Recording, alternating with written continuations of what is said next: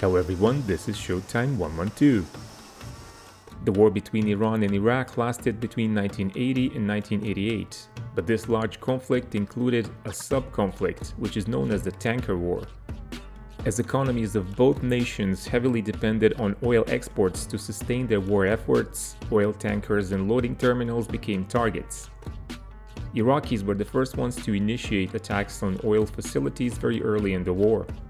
In May 1981, Iraq declared that all ships heading to or from Iranian ports in the northern part of the Persian Gulf were subject to attack.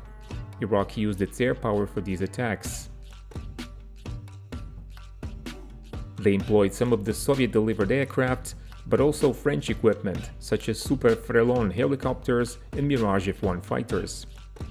The Super Frelon helicopters were acquired in 1976, and 12 of those were equipped with radars, so they could launch Exocet anti-ship missiles. Iraq imported 60 of these missiles by the end of 1981.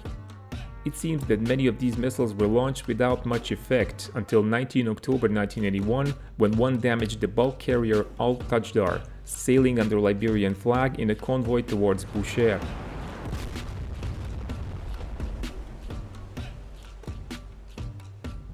This was the first successful use of Exocet missile, but it remained unknown to the public for the next 15 years.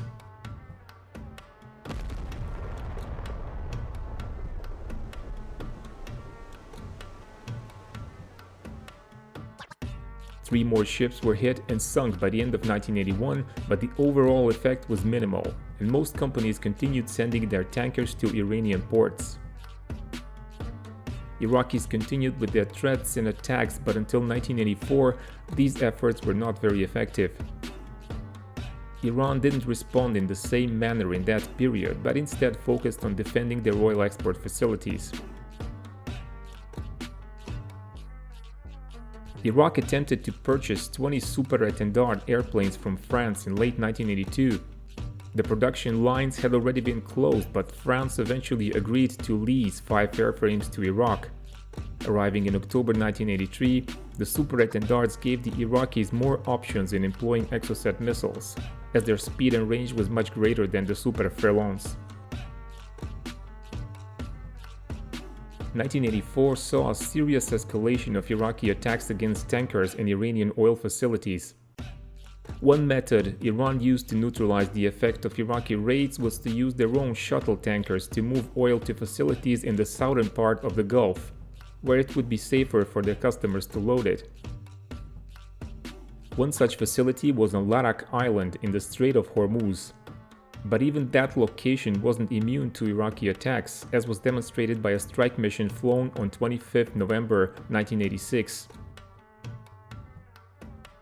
Aerial refueling was heavily used by Iran throughout the war. It enabled their F-4 Phantoms to strike deep inside Iraq, and their Tomcats to stay on combat air patrols for many hours.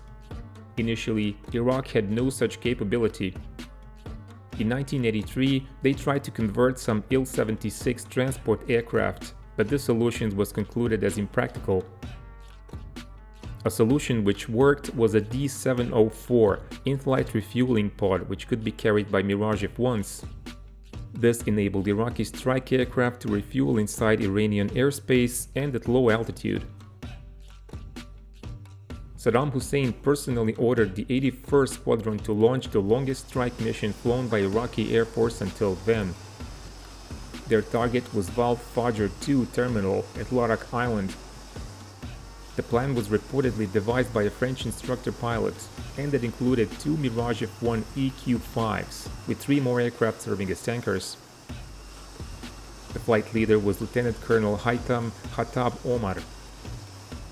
Strike aircraft were each loaded with 2 SAMP Type 21 400-kilogram bombs and 3 fuel tanks. After flying down the entire Gulf, Mirages flew to Abu Dhabi.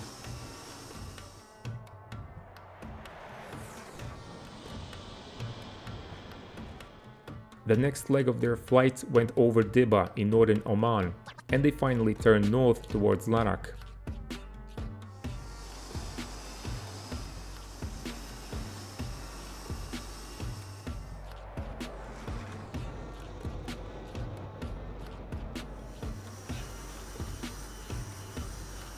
This resulted in a southern approach which was unexpected by the defenders.